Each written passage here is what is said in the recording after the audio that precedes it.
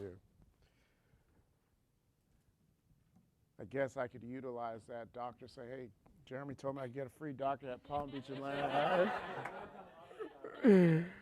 Well, thank you for having me. It's an honor to be a part of this gathering of minds and to kind of help share or contribute what I think would be helpful in our time together. I'm grateful that I am not after lunch and before lunch, so that's a great thing. One of my professors is a professor here, I think he retired, Professor Melvin Holder. He was my first college professor, so it's always great to come back here.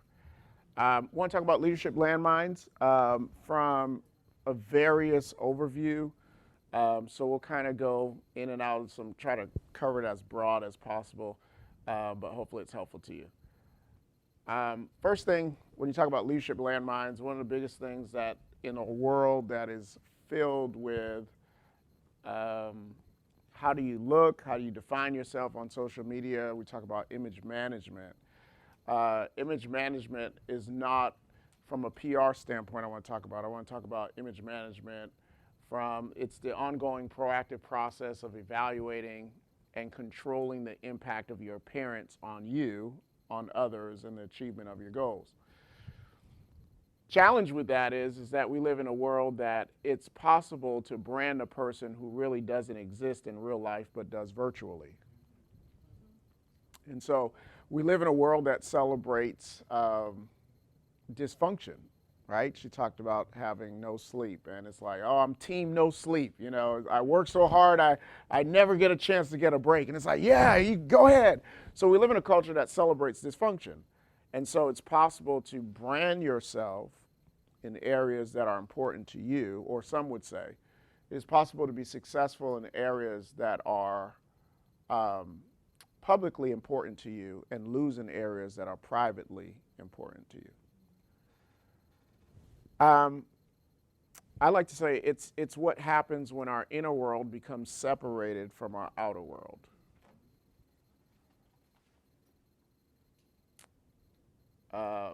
Very important for leaders. A healthy career does not mean a healthy soul. Peter Scazzaro writes, an emotionally healthy leader, he says, Jesus lives in your heart, but your granddad lives in your bones. And so it's critically important that we take the time out to ensure that we are healthy. And investing in things of these natures, conferences, not just the writing or being great note takers, because some of us have been at conferences and we write a lot of notes, but we never stop to really review these notes. It's kind of like getting a prescription that you really don't plan on taking, but you just went anyway. And the person says, do you understand everything that you need? Yeah, I got it. And you never read it, you're not planning to take it. It's the same type concept. So we have to do a better job as individuals of ensuring that we are not just taking, but doing an assessment to make sure that we are not pursuing healthy careers that are leading to unhealthy souls. And so from a scriptural context, you'll see says, what shall it profit a man to gain the whole world but forfeit his soul? And some would say, like, okay, yes, that applies salvation-wise, but it also applies to some careers are literally causing you to lose yourself. And so sometimes we have to sacrifice our idea of success for the overall betterment of ourselves. So in pastoring, I've never seen anybody on a hospital bed ask for the opportunity to do more work. They've always asked for someone that was most important to them. And we shouldn't wait till we get to that space to value the things that are invaluable to us. So there's a piece that's called Front Stage, Backstage. This was in this book called Replenish. So front stage is what everybody sees, what everybody is a part of. It's kind of your, in essence, the front stage is the fruit of what you present. The backstage is the root. So my friend, I was talking to him on the way here. He's into theater, and I was asking him about the backstage.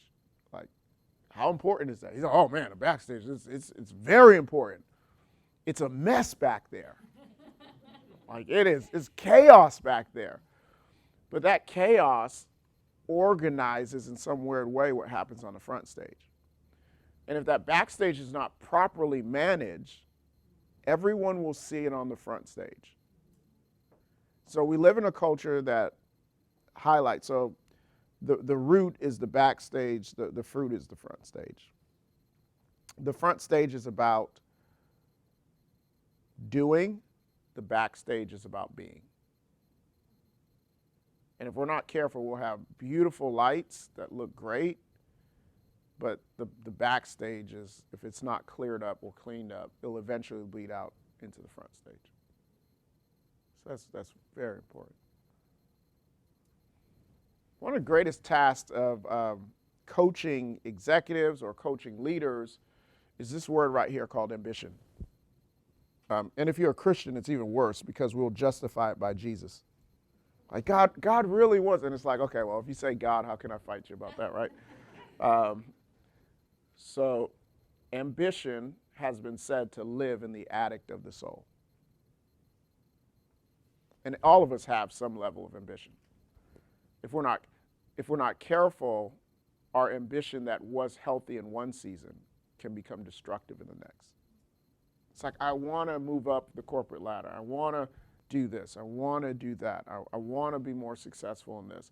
And it never ends. And in the economic crisis we saw, and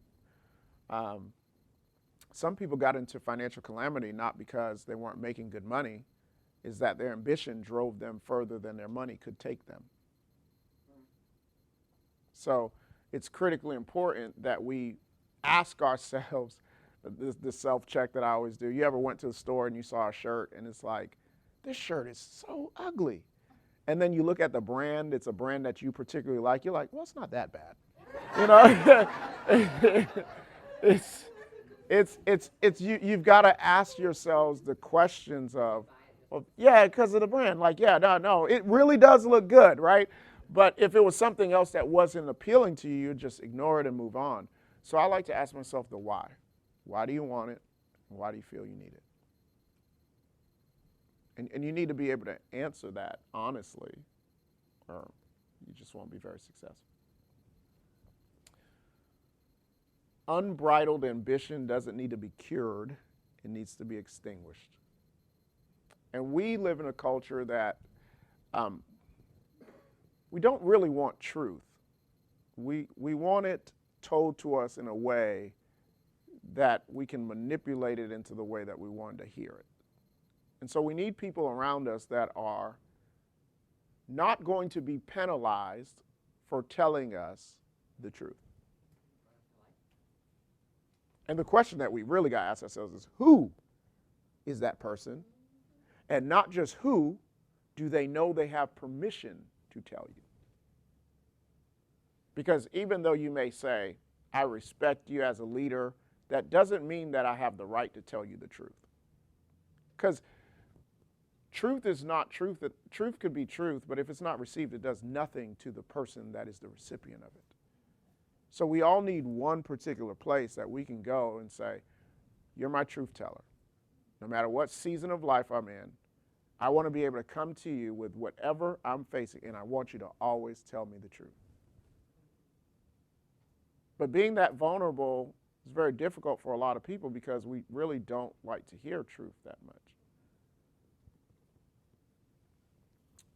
This is a good one. What makes ambition deceptive is we can see it in others, but we can't see it in ourselves. We can tell. It's kind of like, you got the beam in your own eye, but you're telling everybody else what's wrong with them. Because it's easier to critique other people because it doesn't force you to critique yourself.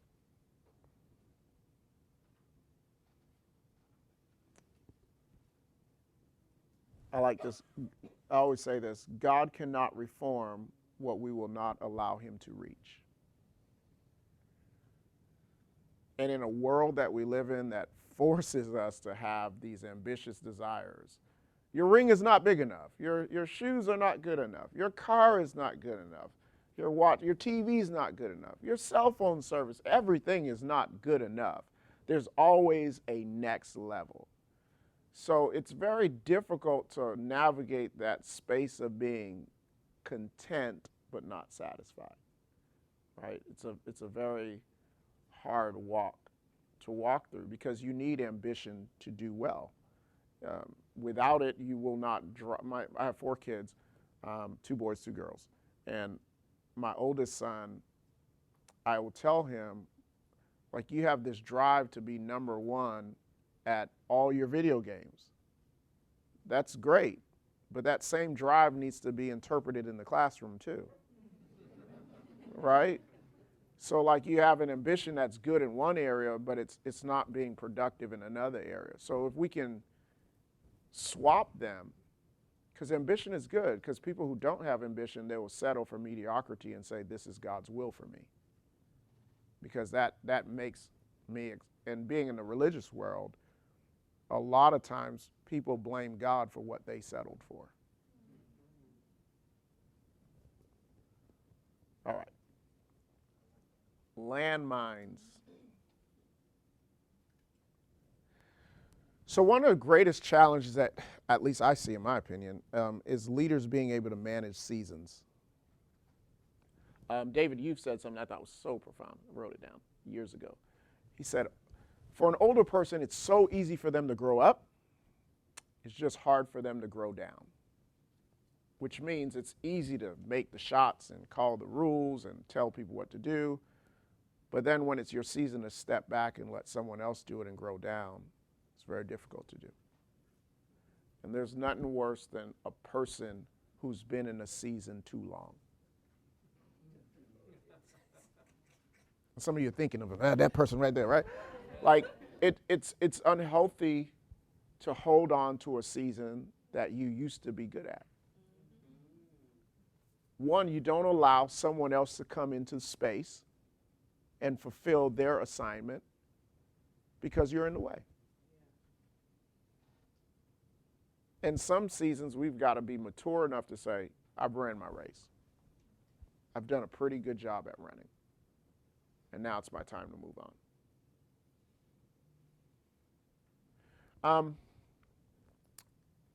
From a biblical perspective, Moses dies, Joshua's crying. And it's kind of harsh. The people had moved on, but Joshua was the only one crying. That's kind of a bad story. But I don't know if the text tells us, but I think God did him a favor. Because if God kept Moses alive, Moses would be in Joshua's way. And sometimes the only way for you to grow is to get what's in the way out the way. And it hurts. It absolutely hurts to lose an influential leader such as Moses, but it was important for Joshua's development to let him know that season has ended. And some of us are holding on to seasons that are over because they were a good season. And the greatest loss, the greatest enemy to great leaders is what they did yesterday. We rest on the laurels of what happened in the last season. So leaders who live in the past die to the future. 7 words of a dying company, we've always done it that way. And this works not just in corporations, business, it works in life. Like if you're constantly looking backwards, you're going to miss what's in front of you. We should live in the moment. Celebrate what you've done, what you've accomplished, all that good stuff. But at some point, you've got to turn the corner and say, you know what, I need to do something different, because if I don't, I'm not going to see what I've been trying to see. And that is very important. So we got to learn how to manage seasons. Florida's kind of hard to manage seasons because summer today, winter in the afternoon, and then, tomorrow it's bright heat. But It's not that it's wrong. So if I was in Chicago, it would not be wrong to wear a t-shirt, right? If I left Florida, got on a plane, went to Chicago, was in a t-shirt in Florida, get to Chicago, it's cold, I need to change my clothing, not because my clothing is bad, but because my clothing doesn't match the season. And some of us are not willing to change our clothes because we're like, I like this shirt. But this shirt is going to make you sick. And a lot of us are sick because we're in seasons that we didn't shift out of. And we're stressed because we're in seasons we didn't shift out of.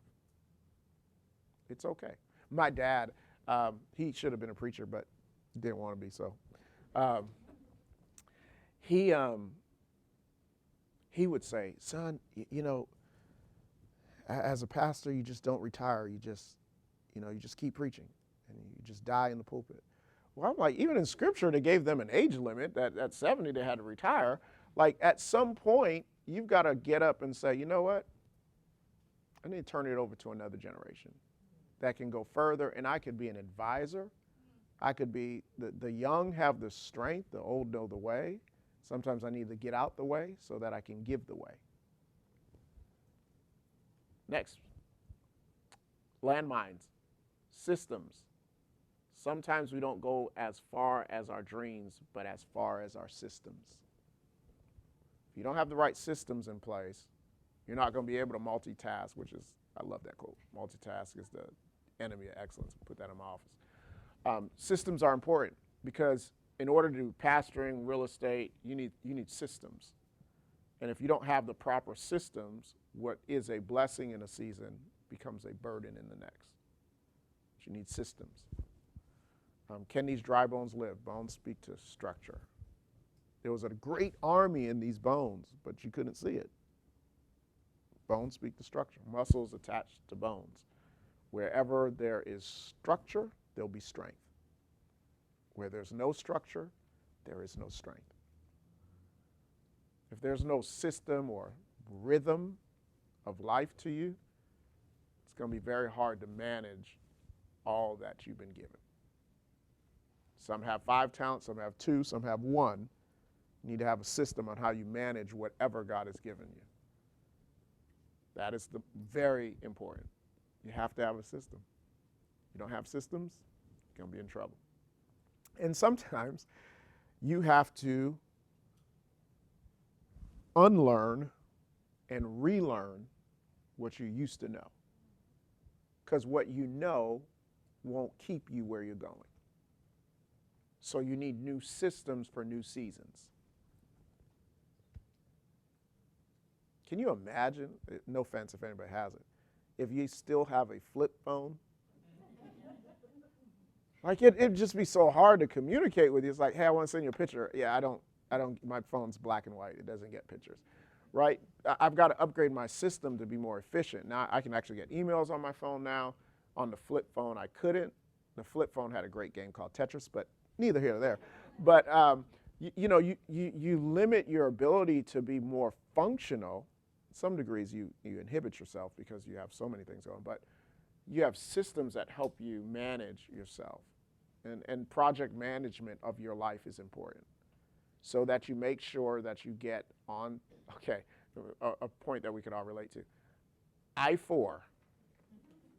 It's like in China, they built a hospital in 3 days. I mean, we need to get them to build I-4. So like when you think about projects and systems, you're thinking of this needs to finish on time, this needs to land here, because if it doesn't land here, all of us are in confusion. All right, when systems are not in place, things get delayed. When they get delayed, people get affected. When people get affected, schedules get affected. When schedules get affected, everything gets affected. Structure. An organization will crumble under the weight of increase if it doesn't have the proper structure.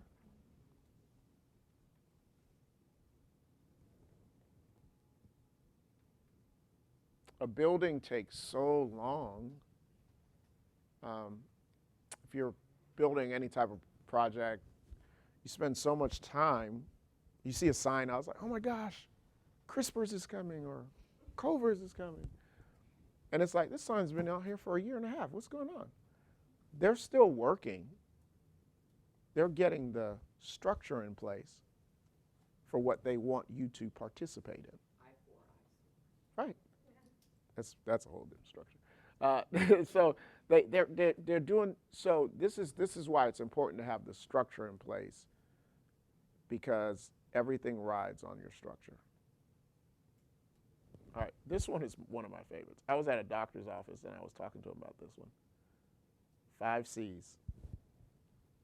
Any organization, any group, this works. I was asking my dentist, I was talking to my dentist, I had my son in there, and I wanted to ask him after going through this, like, so do I still get a bill for this consultation? Because we were talking about these 5 C's, and he was saying, I hired a young person to work in my dentistry, and he's just not working out, and I feel bad letting him go. And I was like, well, you have a 5 C issue. What do you mean? So we went through these 5 C's, and I think they're very helpful. I gauge everything that I do on these 5 C's when interacting with people. It's just a game changer to me. Number 1 is character. A person has to have character to work with. Character does not mean being perfect, right? So my definition is, do you have a flaw that I can stand to live with? Because all of us have flaws. And when people say character, like, yeah, I want someone with character. Well, I mean, there's an area of our lives that is not managed the best. And people would say, about him, that I really don't care for, or her, that I really don't care for. But is it a flaw that you can live with, right? If a person is always late, but they're very honest, they're good, I could live with that. I just need to just not send him in my place for a meeting or anything of that nature. I could live with that. But their character flaw is that they steal. That may not be something you're willing to work with, right? Even in our judicial system, we all know people have character flaws. So it's kind of like, what grade of crime did you commit? Like, so if it's a misdemeanor, maybe you'll live with it. If it's a felony, I don't know if I want to work with that. So when we talk about character, oftentimes when people hear character, they're looking for a perfect person. No one is perfect. And all of us have character flaws, whether we're aware of it or not, but we all have character flaws. And the question is that person's character flaw that they have okay for me to work with? And you have to determine that.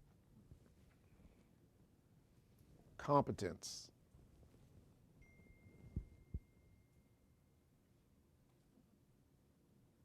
You have to know what you're doing.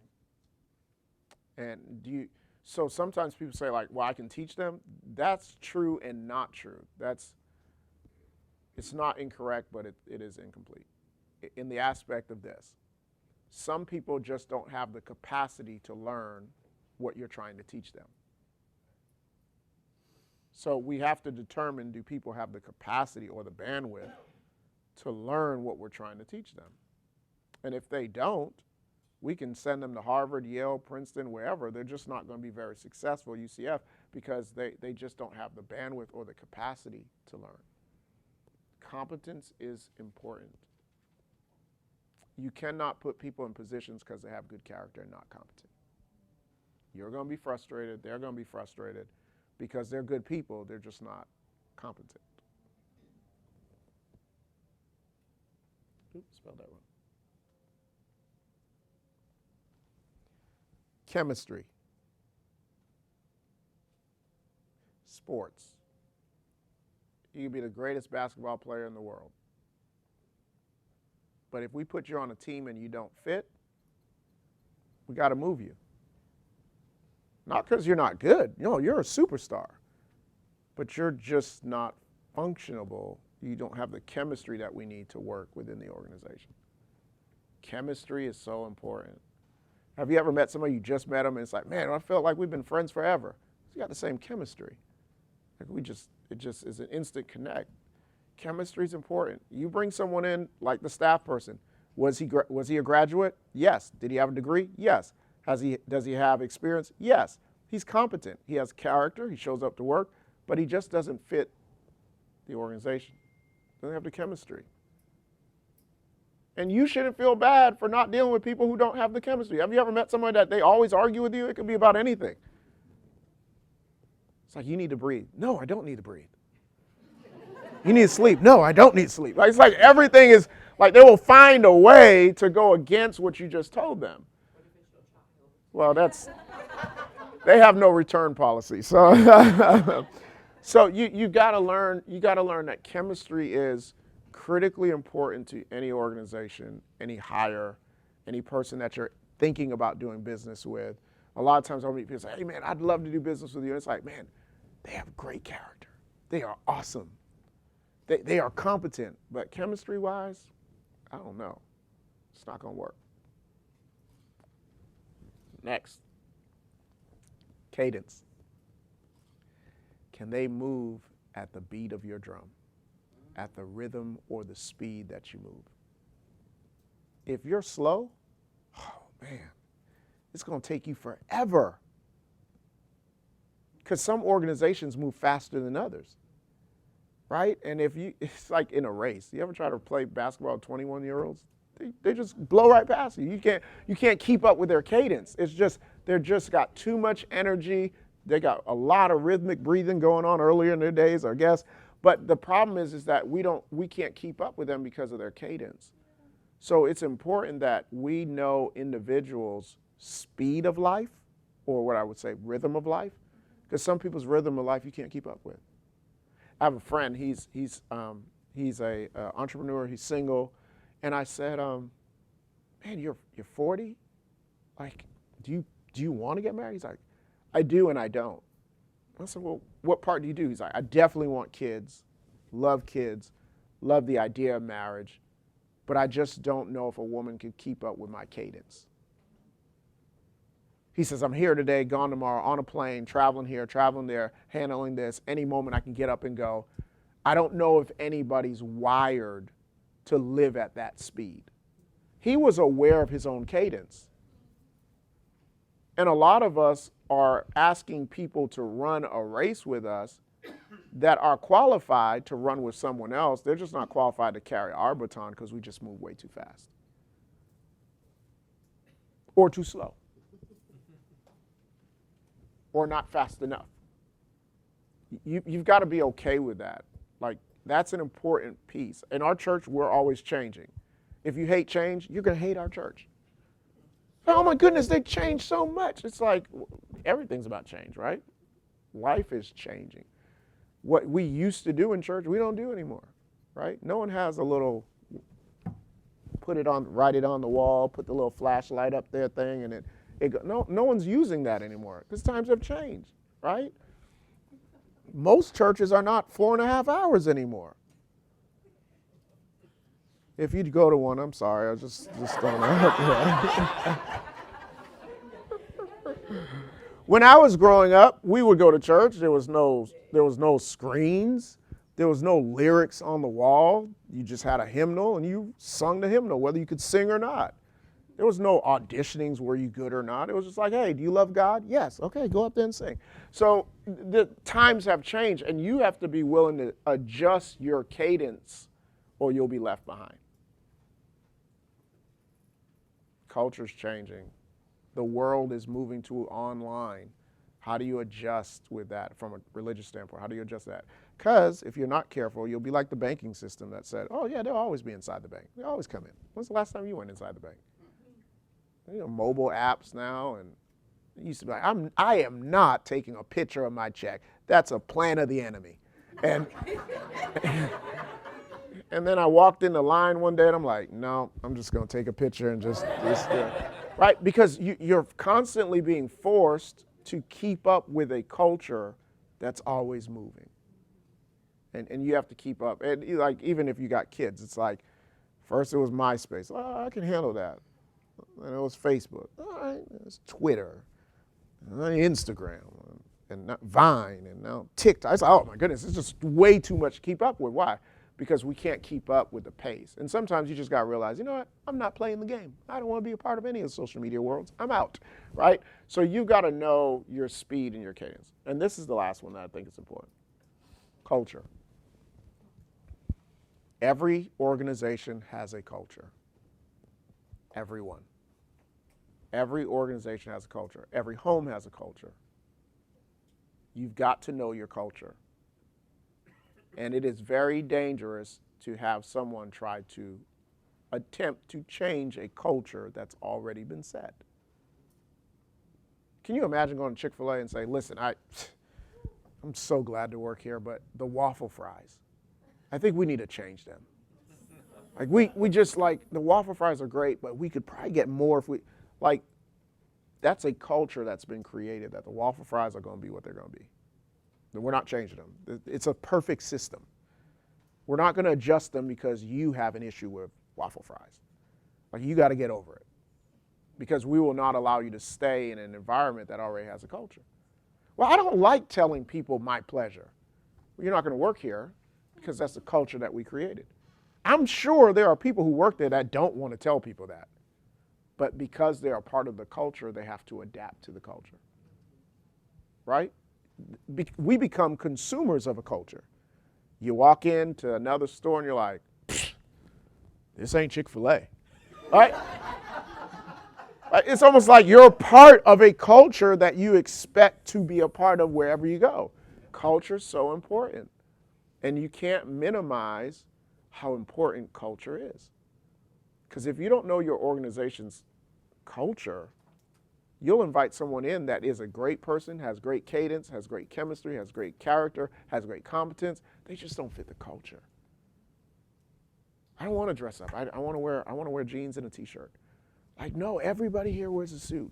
Everyone here wears a black dress. That's how we operate. Like, if you can't fit the culture, you're going to stress the culture and you're going to stress yourself. Sometimes it's better to bow out than to try to force. So there's a famous phrase, I don't remember, I think it might have been Zig Ziglar who said it. Culture eats strategy for breakfast. I mean, how many great ideas you have? If the people are not going to change to your idea, it don't matter how good it is. Bill Gates could give it to you. And it's like, man, Bill, that was awesome. You bring it back to the team, they're going to eat it up because the culture won't allow it. Sometimes you got to remove it. If you're like, well, we really want to go in a new direction. You almost got to get rid of everybody who knows the culture so you can bring in the culture you want to see. It's like, oh, we're cleaning house. That really means cleaning house because it's very difficult to change behavior because people oftentimes go back to what is the most familiar. You find it in Scripture, you find it in New Testament, Old Testament. People end up leaving Egypt, getting to the journey to the Promised Land. They're like, hey, I know this is great, but I'd much rather be where I was. Like, I was so much more used to, it doesn't mean that it's better, I'm just used to it. And so that's the culture. Like, when I did a trip to Africa for our missions thing, one thing that I thought was so profound was that we were over there thinking, man, these kids have no shoes on. Let's strategize and let's think about how we can buy them a bunch of shoes. And one of the persons said, you'd be wasting your time. They don't need shoes. It's a part of our culture. We walk barefoot. Even if you gave us shoes, they wouldn't use them because the culture doesn't do that. So it's important that we don't impose our culture on another group's culture that's not asking for it. That's why missionary work is sometimes not very good, because we come with our mindset of our own culture, of what we think is the best idea for people, and we say, no, you need this, and it's like, no, that doesn't work here, because the culture is different. Like, one size doesn't fit all. Culture is different. And so understanding culture makes a major contribution to understanding each other. There's a reason why certain people think the way they think, not because they want to think that way sometimes, it's just their culture has made them that way. So, in closing, let's go through this. Character is so important, can't minimize that. Competence is critically important. Cannot minimize the power of competence. Cannot minimize the power of competence. We have musicians at our church, and then we have ushers that seat people. They hate that job, but they got to do it. Ever sat someone in church like, no, I want that seat. What's your late? No, but that's my favorite seat. Like, all the seats are typically the same. But someone would say, like, why do y'all pay the singers or the keyboard players? I can teach anybody how to usher, but I can't teach everybody how to play a keyboard. So you pay for competence. Chemistry. Chemistry is so important. There was a season where Dwight Howard was, if you're in sports, Dwight Howard was bouncing from place to place to place. It wasn't that he wasn't good. He's a great basketball player. He just didn't have the chemistry. So no one got to see him shine because they couldn't get past his chemistry issues. And now he's doing great because he's learned how to, number one, adapt to a new culture. I'm not the leader anymore. I've got to understand that. I'm used to calling the shots in Orlando. I'm used to telling everybody what to do. I can't do that anymore. Some of us are not willing to grow down. And if you're not willing to grow down, you end up getting fired, ostracized, lack of sleep, not because the devil did it, but because of our own decisions. So I close with this thought. Ever heard a preacher close early? That's a miracle. So I always tell people this, students this especially, and it's a philosophy that I developed in middle school or high school that I've always lived by. Choice plus choice equals your life. If you don't like your life, change your choices. It's a real simple equation. Choice plus choice equals your life. If you don't like your life, change your choices. Any questions? With my 5 minutes left? The Kingdom Church. We are in Kissimmee, and we also have a campus in Pine Hills. We're just renovating a campus in 72,000 square feet. We're going to try to renovate a good portion of it in 14 days. Pray for us. Yeah. Systems, good systems. Anybody else? Yes, ma'am.